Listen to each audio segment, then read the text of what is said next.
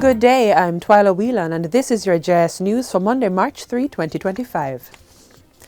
Both houses of Parliament have now passed legislation seeking to make Portmore Jamaica's 15th parish and the first new parish to be named post-independence. The legislation was passed in the House of Representatives on February 11 and the Senate followed suit last Friday, giving assent to the Counties and Parishes Amendment Act 2025. 10 government members voted in favour of it, with 4 opposition members voting against following the call for divide. 4 senators were absent.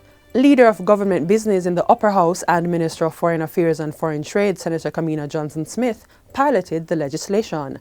She says the bill, through its conferment of parish status on Portmore, seeks to significantly open the door of economic, social and political development for its residents. The transformation of Portmore into a parish is not only a value proposition in its own right and want to give greater equity to the citizens of Portmore, but it's also a part of this administration's work to change the total architecture of Jamaica into a fully modern country, economically, socially, and politically speaking, so that all Jamaicans are proud of their country in the most complete way. So the Parliament will declare the parish, and then the boundaries will be sorted using the normal mechanisms of the ECJ thereafter. The St. Catharines South Police Division is reporting a 10% reduction in major crimes since the start of the year when compared to the same period in 2024.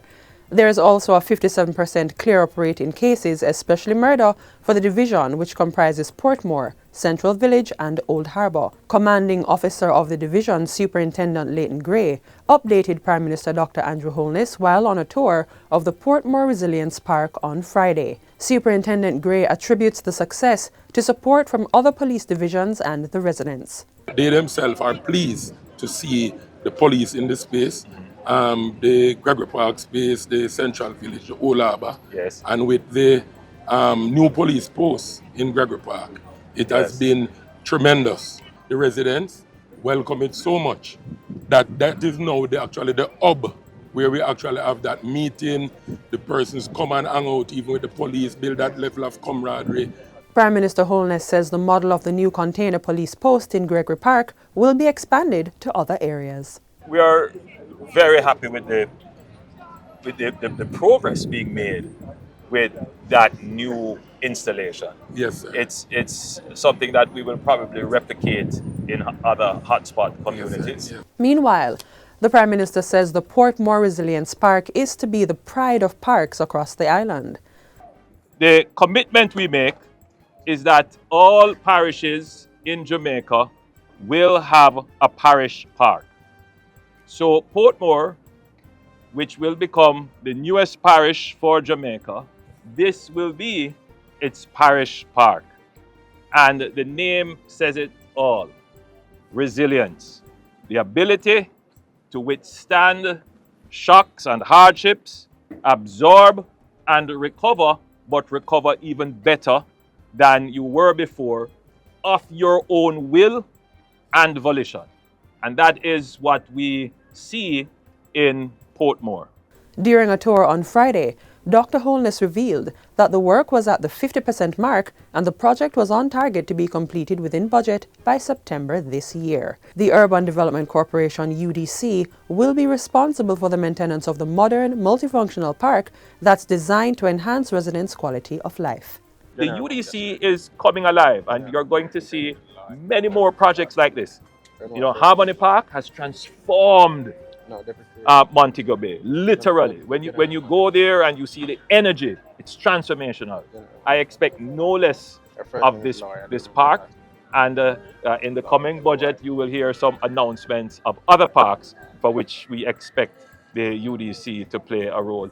An additional wing is to be constructed at the St. Thomas Drop-In Centre, providing another 16 beds to accommodate homeless persons in the parish. Minister of Local Government and Community Development Desmond McKenzie says the procurement process is almost complete and funds are already available for the project. Once the procurement is completed, work will commence on the new wing of the drop-in centre. I must emphasize that based on the survey that we have done, there is an increase in the street population, the homeless population here in St. Thomas, and it is important that we provide the facilities as best as we can. Minister Mackenzie gave the update as he toured several key local government facilities in St. Thomas last week. Among them was the parish infirmary, where he revealed that remedial works would be done on the female ward. Meanwhile, the St. Thomas Municipal Corporation is expected to house over 700 staff members when the new facility, located within the Morant Bay Urban Centre, is completed later this year. We are looking at a possible 6 months to fully conclude and occupy this building. There are still some minor works to be done, and those works would not impede the progress that we expect to make in making this facility ready before the end of this year. Local Irish potato farmers are primed to produce sufficient yields to boost national output significantly for 2025 and beyond. That's the word from Minister of Agriculture Floyd Green. While on a recent tour of production zones in St. Ann, the minister said he was impressed with the work farmers had put in despite the challenges. Thankfully, we've seen better weather as well, so our farmers are looking good.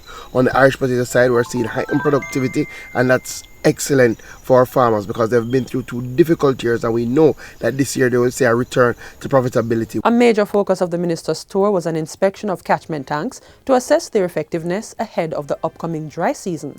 Among them was one with a capacity to hold over 2 million gallons of water, which was constructed in Hindstown last year at a cost of $8 million.